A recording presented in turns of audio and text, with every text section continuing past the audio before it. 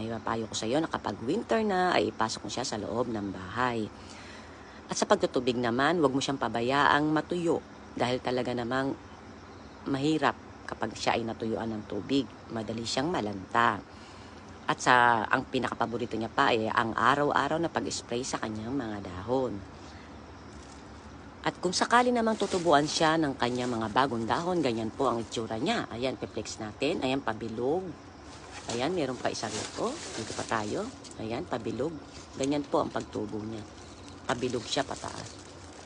Ayan, pasensya na sa paggalaw ng camera. Ayan. At kapag pabuka na siya, ay ganyan na po ang kanyang itsura. Napakaganda po, di ba? Ayan mga bebe, ang ating Calathea estromante Trio Star or Tricolor. Diba? Social daing pangalan. May ganyan ka rin ba, bebe? Paki-comment mo man dyan. Thank you for watching.